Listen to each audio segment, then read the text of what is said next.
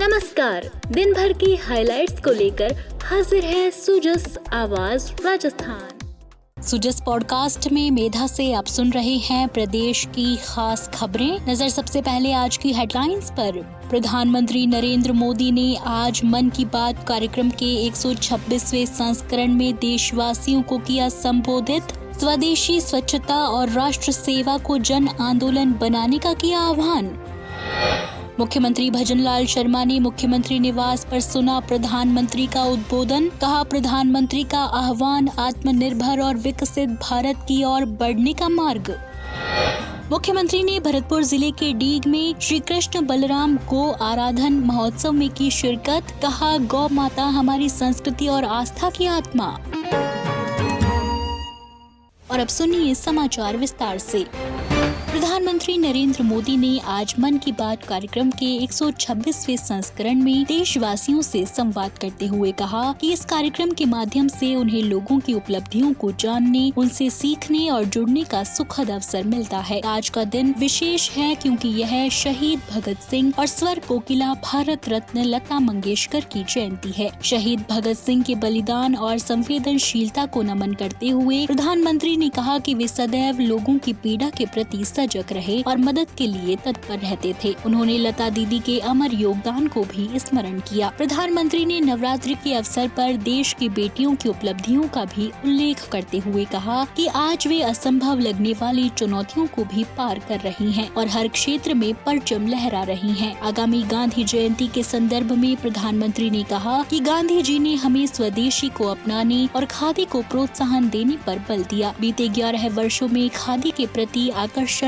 अभूतपूर्व रूप से बढ़ा है। उन्होंने कहा कि खादी केवल वस्त्र नहीं बल्कि आत्मनिर्भर भारत की भावना का प्रतीक है। प्रधानमंत्री ने महर्षि वाल्मीकि जयंती का उल्लेख करते हुए कहा कि उनकी रचित रामायण ने समाज को मर्यादा, आस्था और आदर्श जीवन का मार्ग दिखाया। प्रधानमंत्री ने कहा कि आने वाले दिनों में दीपावली सहित अनेक पर्व और उत्सव मनाए जाएंगे। यह समय खरीदारी, बचत और स्वच्छता का भी है। उन्होंने लोगों से आह्वान किया कि स्वच्छता केवल घर की चार दीवारी तक सीमित न रहे बल्कि गली, मोहल्ला, गांव और बाजार तक सबकी जिम्मेदारी बने। प्रधानमंत्री ने देशवासियों को दीपावली और आगामी सभी पर्वों की शुभकामनाएं दी और आत्मनिर्भर भारत और विकसित भारत के निर्माण में सक्रिय योगदान देने का आह्वान किया। मेरे प्यारे देशवासियों, मन की बात में आप सभी से जुड़ना, आप सभी से सीखना, देश के लोगों की उपलब्धियों के बारे में जानना वाकई मुझे बहुत सुखद अनुभव देता है। एक दूसरे के साथ अपनी बातें साझा करते हुए,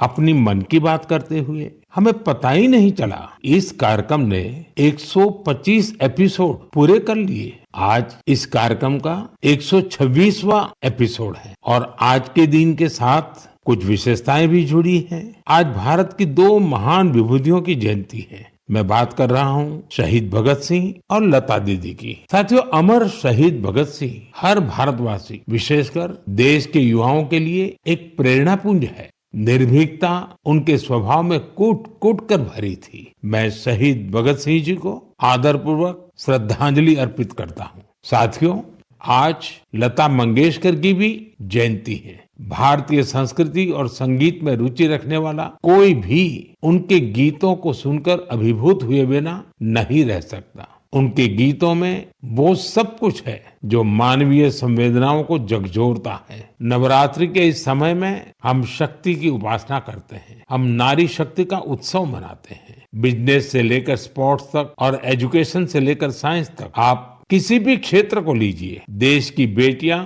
हर जगह अपना परचम लहरा रही हैं। आज वे ऐसी चुनौतियों के भी पार कर रही हैं जिनकी कल्पना तक मुश्किल है। साथियों, 2 अक्टूबर को गांधी जयंती है। गांधी जी ने हमेशा स्वदेशी को अपनाने पर बल दिया और उनमें खादी सबसे प्रमुख थी। दुर्भाग्य से आजादी के बाद खादी की रौनक कुछ फीकी पड़ती जा रही थी, लेकिन बीते 11 साल में खादी के प्रति देश के लोगों का आकर्षण बहुत बढ़ गया है। पिछले कुछ वर्षों में खादी की बिक्री में बहुत तेजी देखी गई है। मैं आप सभी से आग्रह करता हूं कि 2 अक्टूबर को कोई न कोई खादी प्रोडक्ट जरूर खरीदें। गर्व से कहें ये स्वदेशी है। इसे सोशल मीडिया पर #वोकल फॉर लोकल के साथ शेयर भी करें। इसी कड़ी में मुख्यमंत्री भजनलाल शर्मा ने आज मुख्यमंत्री निवास पर प्रधानमंत्री नरेंद्र मोदी के प्रेरणादायी रेडियो कार्यक्रम मन की बात का श्रवण किया। मुख्यमंत्री ने कहा कि प्रधानमंत्री का संवाद देशवासियों को नई ऊर्जा और सकारात्मक दिशा प्रदान करता है। उन्होंने इस संस्करण में प्रधानमंत्री के संदेश को साझा करते हुए कहा कि वोकल फॉर लोकल को खरीदारी की संस्कृति और जीवन शैली का हिस्सा बनाना आज समय की मांग है। स्थानीय उत्पादों को अपनाकर हम न केवल अपने कारीगरों,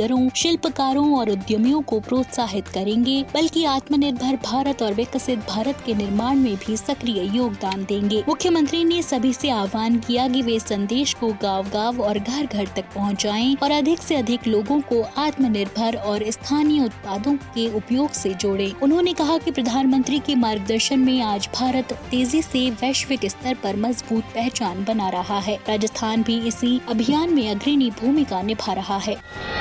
मुख्यमंत्री भजनलाल शर्मा आज भरतपुर जिले के डीग स्थित श्री जड़खोर गोधाम में आयोजित श्री कृष्ण बलराम गो आराधन महोत्सव में शामिल हुए। इस अवसर पर मुख्यमंत्री ने कहा कि गौ माता हमारी भारतीय संस्कृति और आस्था की आत्मा है। गौ संवर्धन और गौ सेवा केवल धार्मिक आस्था का विषय ही नहीं, बल्कि पर्यावरण संरक्षण और ग्रामीण अर्थव्यवस्था को सुदृढ़ करने का माध्यम भी है। उन्होंने कहा कि राज्य सरकार गौशालाओं के संवर्धन और गौ वंश की सेवा के लिए निरंतर काम कर रही है। मुख्यमंत्री ने उपस्थित संत महात्माओं, गौ सेवकों और श्रद्धालुओं से आह्वान किया कि वे समाज में गौ सेवा और गौ संरक्षण की परंपरा को और मजबूत बनाएं। उन्होंने कहा कि गोधाम और गौशालाएं भारतीय समाज में करुणा, सहयोग और सेवा भाव के प्रतीक है। कार्यक्रम में बड़ी संख्या में श्रद्धालु, संत महात्मा, गौ सेवक और स्थानीय जनप्रतिनिधि सहित अन्य अधिकारीगण मौजूद रहे। जब मैं मुख्यमंत्री बना तो मेरे पास एक बात आई, इधर गौशालाओं के लिए